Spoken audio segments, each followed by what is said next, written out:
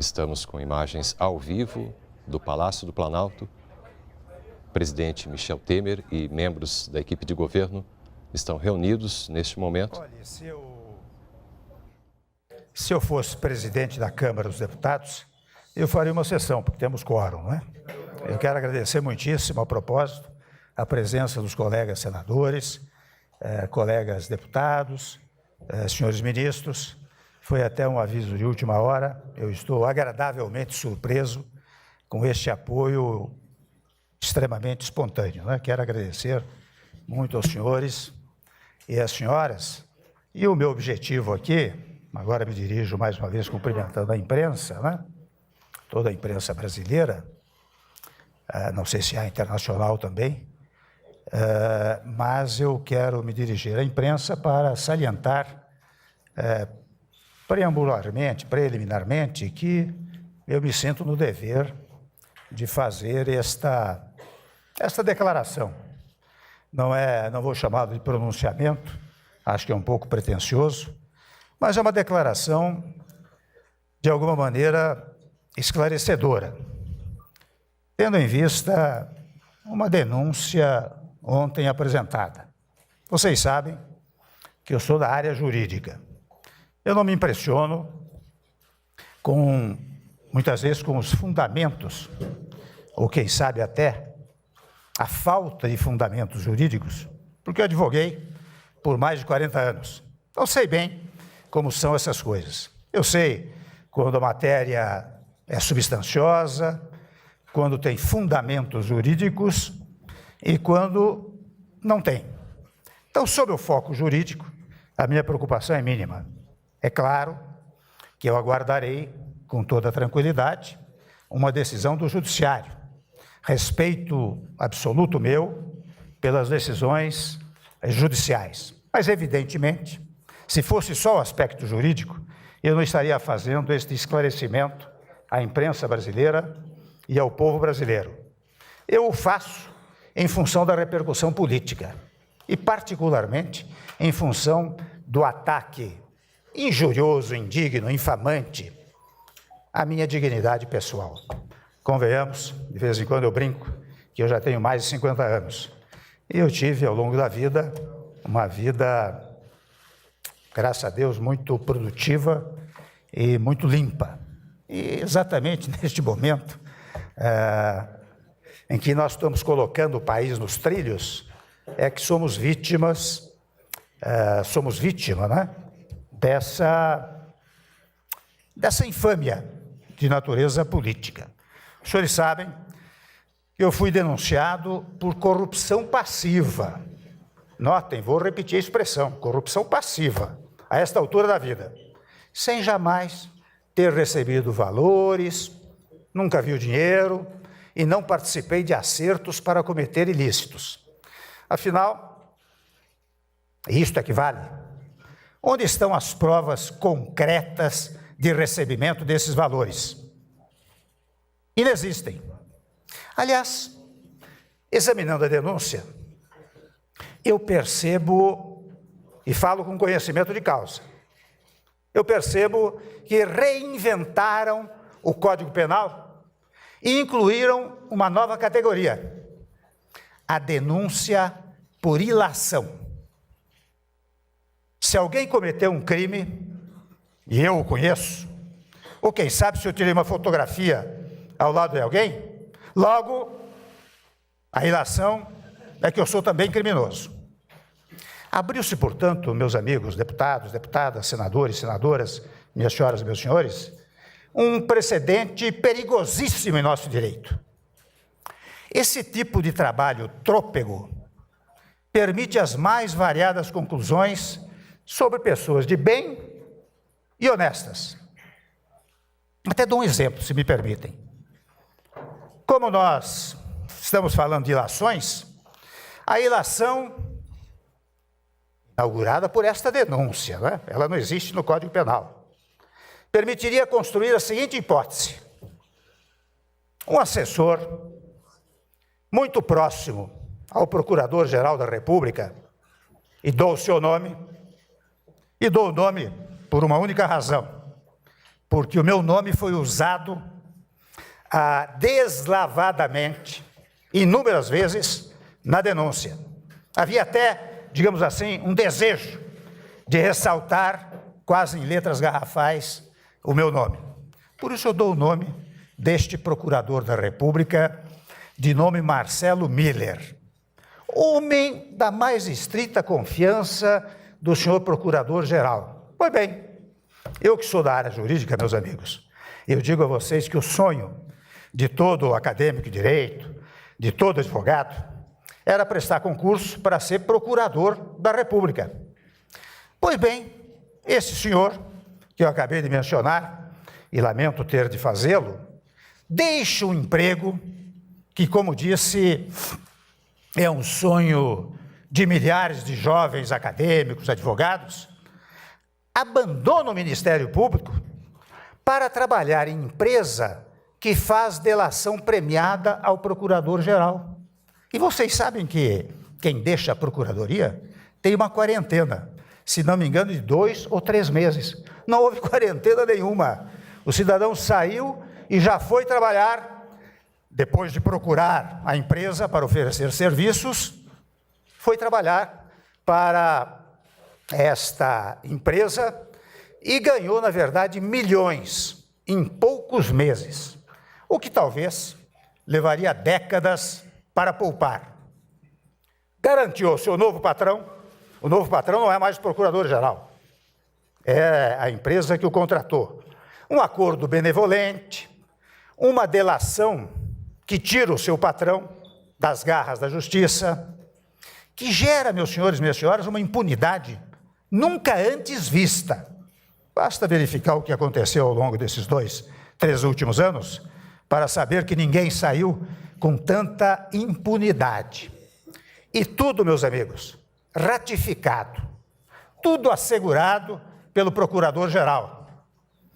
Pelas novas leis penais, que eu estou dizendo da chamada ilação, ora criada nesta denúncia, que não existe no Código Penal, poderíamos concluir nessa hipótese que eu estou mencionando, que talvez os milhões de honorários recebidos não fossem unicamente para o assessor de confiança, que, na verdade, deixou a Procuradoria para trabalhar nessa matéria. Mas eu tenho responsabilidade. Eu não farei ilações. Não farei ilações. Eu tenho a mais absoluta convicção de que não posso denunciar sem provas. Não posso fazer, portanto, ilações, não posso ser irresponsável. E no caso do senhor grampeador, o desespero de se safar da cadeia moveu a ele e seus capangas para, na sequência, haver homologação de uma delação e distribuir o prêmio da impunidade. Criaram uma trama de novela. Eu digo, meus amigos, minhas amigas, sem medo de errar, que a denúncia é uma ficção. E eu devo explicações, como disse, ao povo brasileiro, a cada cidadão brasileiro, especialmente a minha família e amigos. Porque, olha, vou fazer um parênteses aqui. Não há nada mais desagradável, os senhores sem familiares, do que a sua família estar a todo momento ligando a televisão ou os jornais e dizendo que o seu irmão, o seu tio, o seu pai é corrupto. Não há nada mais agradável que isso. Este é o ponto que mais me toca, né? Então, talvez, neste tópico da dilação, pelas novas leis da dilação, da ilação, que disse, ora, criada pela denúncia, poderíamos talvez concluir que os milhões não fossem unicamente para o assessor de confiança que deixou o cargo de procurador da República. E eu volto a dizer que eu não quero fazer ilações, não denuncio sem provas. O que eu tenho consciência é que não posso criar falsos fatos para atingir objetivos subalternos. Por tradição e formação, eu acredito na justiça. Não serei irresponsável. O desespero de se safar da cadeia, né, que moveu o cidadão Joesley e seus capangas. Não é? Foi isto que fez com que se houvesse a homologação de uma delação e a distribuição de um prêmio de impunidade. Eu volto a dizer que a denúncia é uma ficção, volto a sustentar que eu devo essas explicações, por isso estou insistindo nelas, talvez esteja sendo um pouco longo, e tentaram imputar a mim, como sabem, um ato criminoso, e não conseguirão, porque ele não existe jurídica e politicamente. Mas exatamente quem deveria estar na cadeia está solto para voar a Nova York ou Pequim, ainda voltar para cá e criar uma nova história, já que a coluna inicial, referente à gravação, começou a ser questionada, então disseram, vamos trazê-lo de novo por uma nova história que ele venha contar. E ele foi trazido, até de chapeuzinho, interessante, ele veio de boné, né, para se disfarçar. Nós não precisamos andar de boné, não temos o que disfarçar. E eles conseguiram isso, né, o delator, porque foram preparados, treinados, prova armada, conversas induzidas. Eu sei, para enfrentar o tema, que criticam-me por ter recebido tarde da noite em minha casa o empresário Joesley. Recebi sim, naquela oportunidade, o maior produtor de proteína animal do país, se não do mundo. Do mundo.